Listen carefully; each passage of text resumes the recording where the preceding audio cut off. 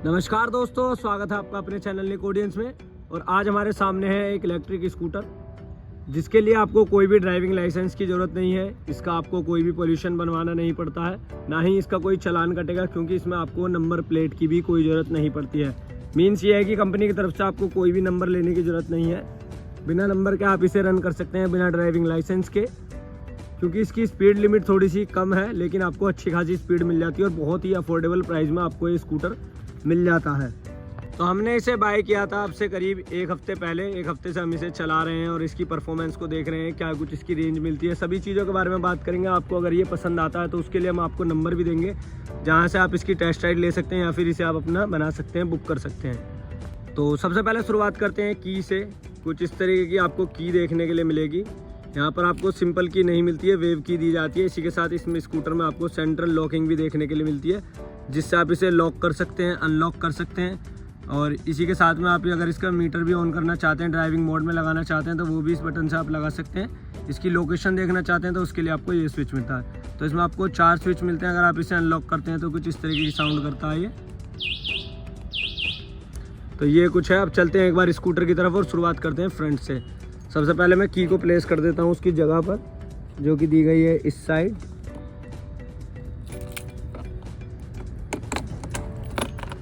और शुरुआत करते हैं फ्रंट से। फ्रंट में आप देखेंगे फ्रंट का लुक कुछ इस तरीके का, बहुत ही शानदार, और कलर और डिज़ाइन एलिमेंट जो यूज़ किए गए हैं बहुत ही शानदार किए गए हैं। यहाँ पर देखेंगे ऊपर की तरफ आपको यहाँ पर DRLs दिए जाते हैं पूरे बड़े साइज़ में, V, जो कि इस कंपनी का भी नाम है। यहाँ पर देखेंगे विक्ट्री, तो उसे यहाँ पर दर्शाया गया है। बढ़ते हैं नीचे की तरफ। यहाँ पर आपको हार्ड प्लास्टिक मिलती है मेट ब्लैक फिनिश में। यहाँ पर भी प्लास्टिक, थोड़े से स्टिकर दिए गए हैं दोनों साइड में, सेंटर में भी। बढ़ते हैं नीचे की तरफ, तो यहाँ पर आप देखेंगे प्रोजेक्टर LED हेडलैम्प्स यहाँ पर दिए गए हैं। ये भी जो है DRLs का ही पार्ट है, ये दोनों साइड। और ये आपको प्रोजेक्टर LED हेडलैम्प्स मिलते हैं। नीचे की तरफ आपको ट्विन सस्पेंशंस दिए गए हैं टेलीस्कोपिक, इन पर भी आपको कवरिंग दी गई है यहाँ पर। तो यहाँ पर देखेंगे इस साइड भी आपको कवरिंग दी गई है इसके सस्पेंशन पर। फ्रंट मडगार्ड आपको ये बॉडी कलर में ही मिलने वाला है। देखेंगे फ्रंट के अलॉय का डिज़ाइन तो कुछ इस तरीके का मिलता है आपको, सिंपल सा। और यहाँ पर आपको सेंटर में डिस्क भी दिया जाता है। तो फ्रंट में आपको डिस्क की प्लेसमेंट यहाँ पर देखेंगे कुछ इस साइज़ का आपको यहाँ पर डिस्क दिया गया है फ्रंट में। और टायर सेक्शन देखते हैं अगर हम फ्रंट का, तो 90 सेक्शन का यहाँ पर टायर दिया गया है और 12 इंचज़ का यहाँ पर ही अलॉय दिया गया है। साइड में देखेंगे कुछ इस तरीके की सिल्वर फिनिश में यहाँ पर दी जाती है। यहाँ पर आप देखेंगे फ्रंट के इंडिकेटर की प्लेसमेंट आपको कहाँ पर मिलती है, तो एक बार ऑन करके मैं आपको दिखा दूँ।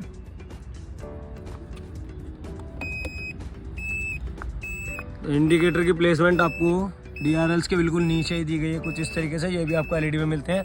और इसी के साथ इंडिकेटर अलार्म भी मिलता है, सुन सकते हैं आप। बीप अभी ये कर रहा है क्योंकि इंडिकेटर ऑन है, तो इसे ऑफ कर देते हैं एक बार। अब साइड प्रोफाइल चेकआउट कीजिए, कुछ ये रहने वाली है स्कूटर की साइड प्रोफाइल। बैटरी आप देखेंगे ग्राउंड क्लियरेंस कुछ इतना मिलता है आपको स्कूटर का। और ये बैटरी का जो पार्ट है ये कहीं ना कहीं थोड़ा सा नीचे है इसके ग्राउंड लेवल से, ये आप देखेंगे इस तरीके से।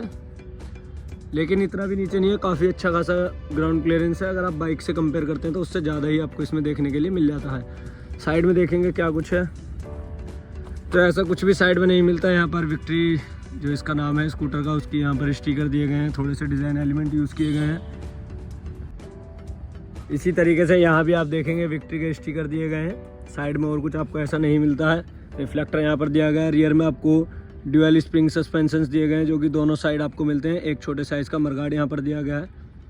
इस तरह की क्वालिटी है। बैटरी आप देख सकते हैं, बैटरी बॉक्स यहाँ पर है, इजीली विजिबल है। नीचे की तरफ से कवरिंग अच्छी खासी दी गई है मेटल की यहाँ पर दोनों बैटरी बॉक्सेज में।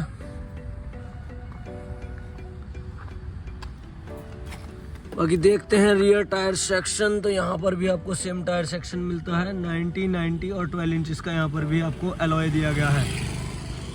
लेकिन एक खास बात यहाँ पर ये है कि आपको अलॉय के अंदर ही इंटीग्रेटेड मिलती है इसकी बुशलेस DC मोटर, जो कि यहाँ पर प्लेस आप देख सकते हैं पूरा पार्ट कवर है, क्योंकि मोटर इसी के अंदर इंटीग्रेटेड है। और रियर में आपको ड्रम ब्रेक मिलते हैं, डिस्क नहीं मिलते हैं। ट्यूबलेस टायर यहाँ पर यूज़ किए गए हैं। पीछे की तरफ देखेंगे एक बड़े साइज़ का मडगार्ड आपको मिलता है। ऊपर की तरफ टेल लैंप्स मिलते हैं, इन्हें मैं एक बार ऑन करके दिखा देता हूँ।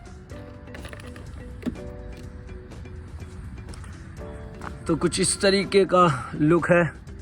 ये आपको हैलोजन में ही मिलते हैं, ये आपको एलईडी में नहीं मिलते हैं। रियर में इंडिकेटर भी आपको दिए जाते हैं इस तरीके से। तो यहाँ पर भी आपको ये हैलोजन में ही मिलने वाले हैं, एलईडी में आपको ये भी नहीं मिलते हैं। बड़े साइज़ का मडगार्ड है। नंबर प्लेट के लिए लाइट है, हालांकि आपको ज़रूरत है नहीं नंबर प्लेट की, लेकिन नंबर प्लेट के लिए हैलोजन में एक लाइट ज़रूर दी गई है। यहाँ पर देखेंगे बैक सपोर्ट तो मैं इसे नहीं कहूँगा, क्योंकि आप देखेंगे जो सीट का लेवल है और इसका लेवल है, तो इसका लेवल कहीं ना कहीं नीचा है, लेकिन ये आपको मेटल में मिलती है। और बैक सपोर्ट तो नहीं है, लेकिन ये इस पार्ट को ज़रूर बचाती है। क्योंकि अगर आप यहाँ पर बैठते हैं और मान लीजिए एकदम इनिशियल पिकअप होता है, तो आप मान लीजिए यहाँ पर आ जाते हैं या फिर 3 जने बैठते हैं, तो कोई यहाँ पर आ जाता है तो ये पार्ट टूट सकता है, क्योंकि ये आपको प्लास्टिक में मिलता है। लेकिन इस पार्ट की वजह से आप यहाँ पर बैठ सकते हैं आसानी से, और ग्रैब हैंडल्स का काम ये ज़रूर यहाँ पर कर देगा। अच्छी खासी देख सकते हैं फिनिश दी गई है इसकी भी। सीट को देखेंगे, डिसेंट से साइज़ की सीट है। सीट को अनलॉक करना है, कुछ नहीं, बस ऐसे किया, seat unlock. Under seat storage को देखेंगे, इतना कुछ आपको स्टोरेज मिलता है। एक हेलमेट आप शायद रख पाएंगे, कोई भी बूट लैंप नहीं मिलता है। ये टूल किट दी जाती है। बाकी यहाँ पर आपको एक एमसीबी मिलती है। अगर आपको स्कूटर के पूरे कनेक्शन काटने हैं तो आप यहाँ से काट सकते हैं, क्योंकि कल जैसे कि मान लीजिए दिवाली थी, पटाखे फूट रहे थे, तो बार बार बीप कर रहा था, क्योंकि इसके अंदर एंटी थेफ्ट अलार्म आता है। लेकिन इस पार्ट की वजह से यहाँ से कनेक्शन काट दिए, उसके बाद में ये कुछ भी बीप नहीं करेगा, कोई भी रिएक्ट नहीं करेगा। एंटी थेफ्ट अलार्म इसका बंद हो जाएगा। इसे ऑन कर दिया, अब ये सब तरीके से वर्क करेगा। लॉक करने के लिए कुछ नहीं, बस सिंपली आपको इस तरीके से हो गई लॉक। इस साइड देखेंगे, ये कुछ है इस साइड से, साइड प्रोफाइल कुछ भी ऐसा नहीं है। साइड स्टैंड, डबल स्टैंड दोनों आपको मिलते हैं। साइड स्टैंड लगे होने पर भी आप इसे स्टार्ट कर सकते हैं। तो side stand cut off feature इसमें आपको नहीं मिलता है। डबल स्टैंड भी यहाँ पर दिया जाता है। ये कुछ फिट एंड फिनिश है। बुशलेस डीसी मोटर जो कि यहाँ पर इंटीग्रेटेड है। रिफ्लेक्टर आपको इस साइड भी मिल जाता है। अब आ जाते हैं स्कूटर की तरफ। तो सबसे पहले देखेंगे ये पार्ट्स, लेग रूम अच्छा खासा आपको मिलता है। और उससे पहले दिखा देता हूँ आपको इसका चार्जिंग सॉकेट जो कि दिया गया है यहाँ पर। तो यहाँ मिलता है आपको चार्जिंग सॉकेट इसका 3 पिन, कुछ इस तरीके से। 3 से 4 घंटे में 0 to 100 चार्ज हो जाती है, क्योंकि ज़्यादा बड़ा बैटरी पैक आपको नहीं मिलता है। लेकिन ये लोकल यूज़ के हिसाब से काफ़ी ज़्यादा शानदार स्कूटर है। साइड मिरर्स ऊपर की तरफ, इस तरीके की क्वालिटी दोनों साइड आपको दिए जाते हैं। आ जाते हैं मीटर की तरफ। तो हम इसे करेंगे ऑन। ये कुछ है इसका मीटर, कर देते हैं अनलॉक। अच्छा, इंडिकेटर कर दिया बंद। यहाँ मिलते हैं आपको इसके हेडलैम्प से जुड़े कंट्रोल। नीचे आपको मिलते हैं इसके 3 मोड, 1, 2, 3 राइडिंग मोड्स। नीचे की तरफ देखेंगे एक रिवर्स के लिए बटन,